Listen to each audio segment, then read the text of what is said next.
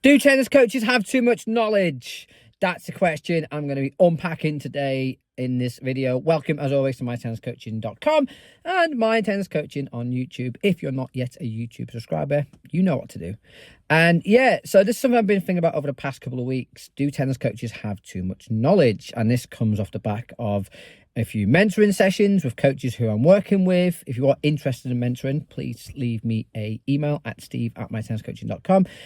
Through some coach education work that I've been doing as a tutor and just working with coaches in general. And tennis coaches, when they go through the education side of things, are given lots of knowledge, lots of information in terms of tactical frameworks, technical frameworks, psychology frameworks, physical literacy frameworks, because like a tennis coach is quite a difficult job. You have to be a master of all trades.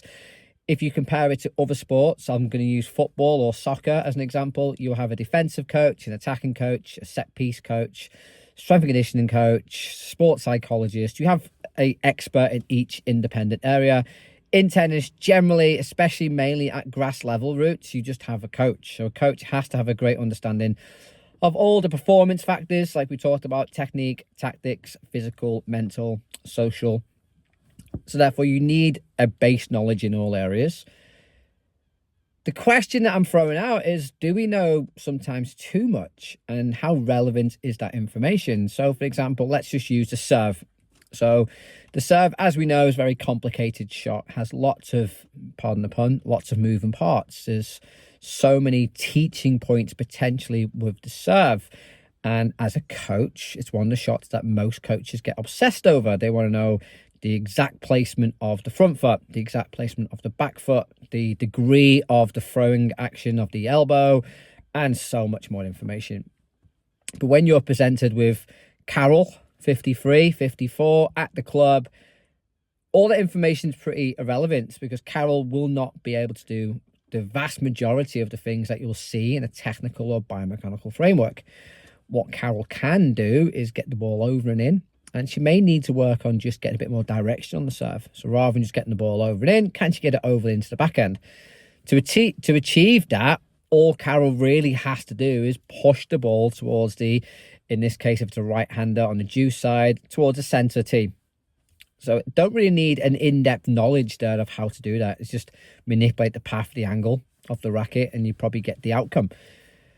When you talk to a lot of coaches, it then starts getting very murky about elbow position, racket position, pronation, and grips. Does Carol really need all that stuff?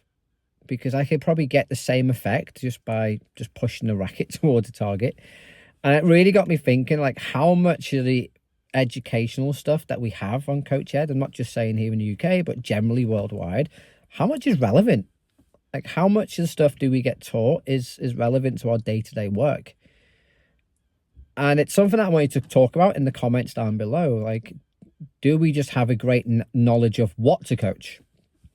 But what's our knowledge of how to coach? And that's something I've been toying with a lot with inside my Tennis Coach Academy, which is an online coach education platform. When I started delivering content online, it was all about what to coach, like the drills, the games, the frameworks. Over the past 18 months, it's more tailored to how to coach. Like, how does a good coach communicate? How do you design practices? How do you observe and analyze and try and help performance? How do you work with a player to try and make them better?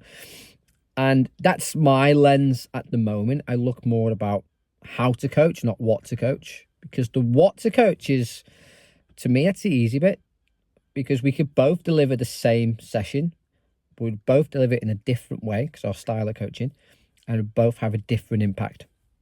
One, you might have a better impact than me. I might have a better impact than you.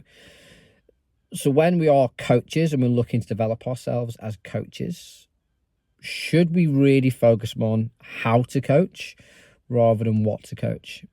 And I've talked about this on the channel quite a few times before. Like, I think I've learned more outside of tennis about coaching than I have inside over the past 4 years.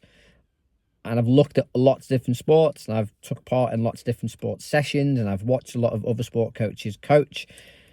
And that's not so much about the content in terms of what to coach, but just watching them coach. And I think that's made me a much better coach. So That's the question I'm leaving you with today. What's more important, what to coach or how to coach? And sometimes, do we have too much knowledge, and how much of that knowledge is relevant? Let me know in the comments down below. As always, check out the video on the screen now. And until tomorrow, I'll see you soon.